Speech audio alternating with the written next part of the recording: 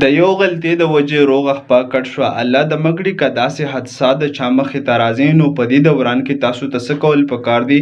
نو په دې دوران کې کله هم چې د چا په خپو کې دا غټ رګ کټ شي، کوم ته چې آرټري ویلی شي، نو په شپږو غنټو کې دننه هسپتال ته ځان رسول به انتها زیات ضروري دي. او که چیرې تاسو په دې باندې وخت زیات تیر کړو نو د هغې نه بعد بیا دا کمپلیکیشن، دا خطره بیا تاسو ته پېښېدی شي. نو د دې په باره کې ډاکټر سجاد یوسفزي کوم چې ویسکولر سرجن دی، هغه تاسو ته ډېر ښکلي معلومات راوړي دي. نو دا کیس تاسو وګورئ او ځان پې پوهه کړئ. ډاکټر سجاد یوسفزي دی، وخت د سرجن یم. تاسو سره ډېر سیډ نیوز شیر کوم، افسوسناک خبره ده. یو مریض دی، 22 کاله عمر دی، ځوان هلک دی. د ده د خپې ګسې خپې غټ رګ لګېدلی دی. ټیک شو جي. نو فیمورل آرټري دې ته وایي.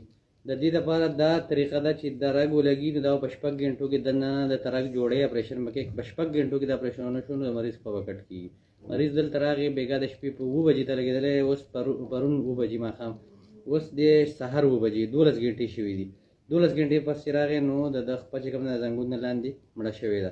ما ورته بیا هم د خپې د مسلز خولا وکړه، ومې کتل چې لکه څه پاسیبیلیټي پکې، خو د ده خپه چې کوم دا ډېډ شوې ده. نو انفارچونیټلي ډېر افسوس سره به د دې پیشنټ نه د ده خپه چې کوم ده نو دا ګسه خپه به د زنګون نه به راکټ کېږي.